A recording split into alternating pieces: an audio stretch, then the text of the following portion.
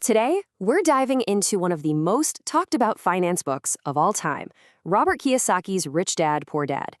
Now, I know it can seem a little intimidating, but this book is really built on a simple idea that could totally change how you look at money.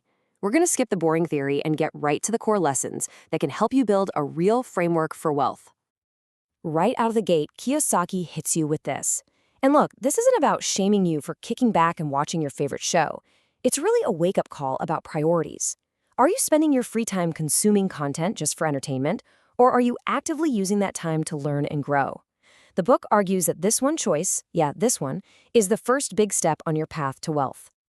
And that leads us to a really important question. See, the book makes this crucial distinction. Being broke is temporary. It's just a cash flow problem. But being poor, he says, is a state of mind. It's a whole set of beliefs and habits that can keep you stuck no matter how much money you make. So let's start untangling that. All right, so section 1, it all starts with your mindset. Seriously, forget about spreadsheets or stock tips for just a minute. The book's biggest argument is that the number one thing holding people back isn't their salary, it's their psychology. Let's take a look at how the rich really do think differently. Okay, here it is. This is probably the most famous and maybe the most misunderstood line from the entire book. It's designed to make you stop and think. Because if the goal isn't to work for money, then what is it? What are they doing that's so different from just running on that hamster wheel, trading time for a paycheck? And here's the answer. This is the big reveal.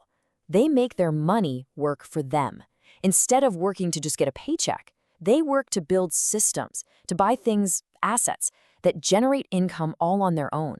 The goal is to turn every single dollar you have into a little employee that's working for you 24/7. This right here breaks down those two mindsets perfectly. On one side, you have poor dad, who's operating from a place of fear, right? He's focused on that safe salary and avoiding failure at all costs. But rich dad, on the other side, sees the world as full of opportunities. He knows that you have to manage fear, take some calculated risks, and, get this, see failure as a necessary part of the game. Every mistake is just a lesson on the way to a bigger win. So, let's say you're on board with this new mindset. Where do you start? Right here. Before you put a dime into stocks or real estate or anything else, the book says you have to invest in the single most powerful asset you will ever have, your own mind. And that is a perfect transition into our second section, bridging the knowledge gap. Because, having a rich dad mindset is great, but it's not enough on its own. You need the actual financial intelligence to put it into action. Now, this concept is huge. You could be a doctor, a lawyer, a brilliant engineer, super educated, right? And still be financially illiterate. And why is that? It's because our schools teach us how to work for money, but they almost never teach us what to do with that money once we earn it. And that knowledge gap, well, it's a trap for so many people. So what's the game plan for this financial education? Well, it's not about getting another degree. It's more like a practical, real-world boot camp. Step 1, just read. Read everything you can about finance. Step 2, learn how to sell and communicate. These skills are absolutely critical. Step 3, find someone who's already where you want to be and learn from them. And finally, step 4, always stay coachable. Never ever assume you know it all. All right, we've got the mindset down. We're committed to learning. Now for the really fun part, the action plan. This is how we take all that theory and turn it into actual, real-world wealth generation. This is where the rubber meets the road. Okay, the whole strategy starts with this incredibly simple definition. Forget all the confusing Wall Street jargon. An asset is just anything that puts money in your pocket. Think of rental property that pays you every month or a stock that gives you dividends. If it generates income for you, it's an asset. Simple as that. And of course, the opposite is a liability. It's anything that takes money out of your pocket, a car payment, credit card debt. And here's the controversial one, sometimes even the house you live in if the mortgage and all the costs are draining your bank account each month. Understanding this difference is everything. Now pay close attention, because this little chart might be the single most important idea in the whole book.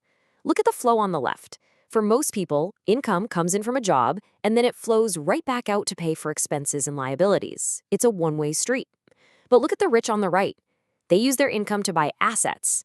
Those assets then create more income, which they use to buy, you guessed it, more assets. It's not a dead end. It's a powerful wealth-generating engine. So how do you build that system for yourself? It really comes down to these four things. First, focus your energy on acquiring assets, not liabilities. Second, work on building multiple streams of income. Don't put all your eggs in one basket with a single job. Third, you've got to be persistent and focused on your goal. And fourth, learn how to take smart, calculated risks. And this is a total game changer. It's a masterclass in how to think differently. See, the average person gets a bonus at work and immediately goes out and buys a new car. The rich person? They take that same bonus, buy an asset, let's say a small rental property, and then they use the new monthly cash flow from that property to pay for the car. The asset buys the luxury, not their paycheck. It is a completely different way of thinking. Whew, we've covered a lot of ground here, from shifting your mindset to getting educated to taking real action. So let's bring it all home and think about what this actually means for you right now. What's your next financial move? When you boil it all down, it really comes back to these three pillars. First, you've got to work on your mindset. Shift from thinking about scarcity and fear to seeing opportunity. Second, commit to your financial knowledge. Invest in yourself relentlessly. And third, take consistent action to build that system of assets that works for you. Look, you just took a real step by spending this time with us. You invested in yourself. So the only question left is, what's next? Is it going to be a book, a conversation with someone you can learn from, or maybe the very first dollar you put towards buying your first asset? The choice is yours.